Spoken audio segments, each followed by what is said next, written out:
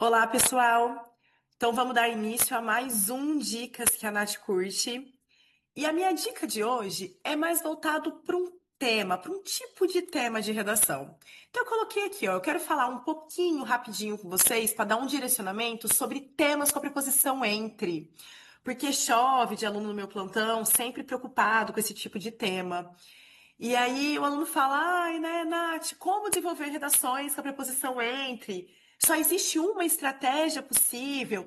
Eu posso usar por um lado, por outro lado, ou eu não posso. O pessoal costuma brincar em sala de aula que a preposição entre pode tudo, desde que você tenha uma tese estipulada, desde que você consiga trabalhar todos os elementos que compõem essa frase temática. E para provar isso para vocês, e para dar essa dica de conforto, eu trouxe três temas de redação de faculdades diferentes aqui para vocês e trouxe um exemplo de introdução de cada uma delas, desses temas, né? Por quê? Porque na introdução a gente consegue saber qual é a estratégia que o aluno usou para desenvolver o texto dele. E aí eu vou provar para vocês que sim, é possível mais de uma estratégia. Porque todas essas redações que eu estou mostrando aqui agora são redações nota máxima, tá? Avaliado pela banca do vestibular. Então eu vou começar com um tema da Unifesp, que o tema era, ó, eutanásia, entre a liberdade de escolha e a preservação da vida. Então, sobre eutanásia, você pode desenvolver a tese da forma que você quiser, desde que você fale sobre essa liberdade de escolha e essa preservação da vida. Todos os elementos precisam ser usados. Então, aqui, o aluno ele usou uma estratégia que a gente chama de refutação. Então, assim, ele começou falando sobre o contexto de Segunda Guerra Mundial, que era o contexto de abertura dele, a frase de abertura dele. E na sequência da introdução, ele foi desenvolvendo o tema central, que é a eutanásia. E a tese dele começa nessa palavrinha aqui, ó, no contudo.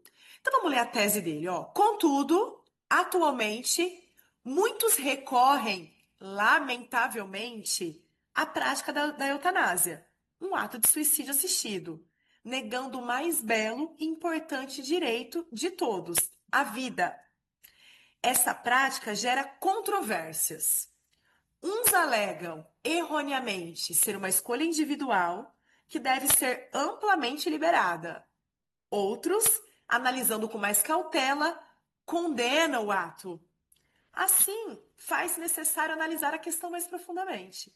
Aqui a gente tem duas palavrinhas que faz a gente perceber que ele é contrário, né, à eutanásia, que ele acha que deve prevalecer, né, a preservação da vida.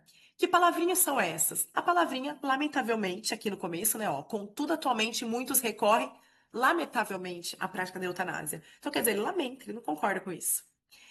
E aí ele vai trazer, uns alegam erroneamente ser uma escolha individual, né? Que deve ser amplamente liberada, que é a parte da liberdade de escolha. Só que ele diz que deve se analisar com mais cautela a parte da preservação da vida. Então a gente percebe, na verdade, que ele vai falar dos dois elementos, mas que na opinião dele tem que prevalecer a vida. Só que ele faz uma refutação. Por que que ele faz uma refutação? Porque no segundo parágrafo dele, ele vai explicar o que para ele é essa parte errônea, né? Ele vai explicar essa escolha individual, essa liberdade de escolha. E no terceiro parágrafo, ele vai explicar o porquê para ele deve preservar a vida. Então, aqui a gente tem um exemplo por refutação. Olha o próximo exemplo, né? É o exemplo da FAMERP, que é uma ressalva, uma estratégia de ressalva. Ó. O tema era publicação na internet de casos de violência contra a mulher. Entre o incentivo à denúncia e a exposição do acusado. Então ele tem aqui, né, uma frase de abertura falando sobre a antiguidade grega, sobre a mulher ser vista como inferior, que ele usa para problematizar a questão da publicação desses casos, né, de violência contra a mulher na internet. E aí ele começa a estipular a tese dele. E ele faz uma ressalva. Ele usa os termos-chave, né, ó, que é o incentivo à denúncia e a exposição do acusado numa estratégia de ressalva, numa relação de ressalva. Olha o que ele faz, ó. Sendo assim, a publicação na internet de casos de abusos contra a mulher é um incentivo à denúncia. Estão trabalhando a primeira parte do tema, né? O incentivo à denúncia. No entanto, devem ser feitas sem a exposição do acusador, para que ele possa ter sua prerrogativa de defesa assegurada. Então a gente percebe aqui que ele trabalhou todas as palavras, mas ele faz uma ressalva, porque no segundo parágrafo ele vai explicar o porquê esses casos de abusos contra a mulher é um incentivo à denúncia. Só que no terceiro parágrafo ele vai mostrar a importância disso ser feita sem a exposição do acusado, que é a segunda parte do tema, né?